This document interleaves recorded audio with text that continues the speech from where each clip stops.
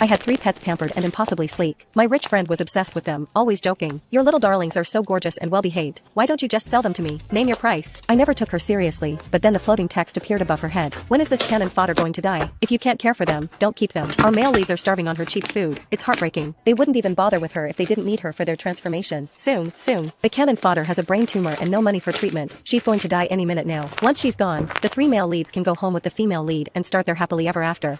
Right before she dies, the cannon fodder will beg the female lead to take them. Little does she know, the male leads are intentionally letting her die. They've been waiting for this day. Looking at the 3 creatures, the ones currently purring and charming my friend, a cold rage settled in my stomach. You know what? I will. I heard myself say, the words tight and sharp. 10,000 apiece. Take your pick. The living room went silent. The smile froze on my friend Zara's face. The calico cat, Apollo, the one who was the master of affection, stopped rubbing his cheek against her chin. The small, black snake, Styx, unwrapped from her neck and raised its head. Even Gizmo, the pokey little hedgehog on the adjacent sofa, stopped grooming his paws. All their eyes were suddenly fixed on me. The bullet screen above my head erupted like a lake hit by a boulder. What did I just hear? 10,000 apiece? How dare this dead cannon fodder set such a price? Holy crap. The wicked cannon fodder reveals her true colors. Just a second ago she was acting like a doting owner. She must be desperate for cash. Is she trying to swindle our sweet female lead? I knew it. She only kept pets to curry favor with Zara. What a manipulative BTCH. Asterisk. Zara was the first to recover. She looked awkwardly from the pets in her arms to me. Elena, what are you talking about? I was just kidding, she said, her tone laced with embarrassment. Aren't they your absolute treasures? How could you sell them to me? I kept a relaxed, almost weary smile on my face, pretending not to see the text attacking me. They are my treasures, Zara, but reality is a factor now. I sighed, managing to sound genuinely distressed. You know, I lost my job recently, and nothing solid has come up. To be honest, I can barely afford it anymore. I met Zara's eyes, making my gaze sincere. They'd probably be happier with you.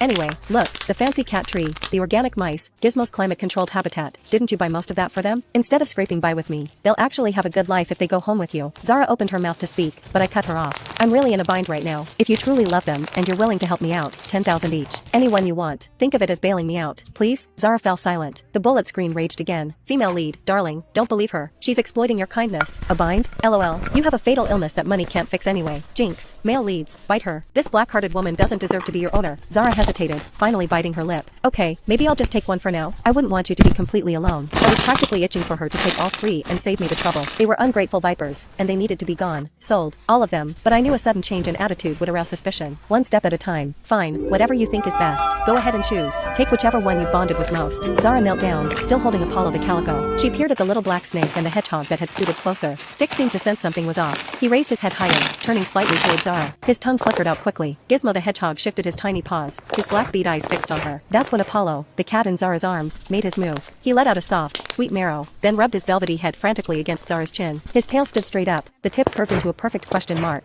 and he began to knead her soft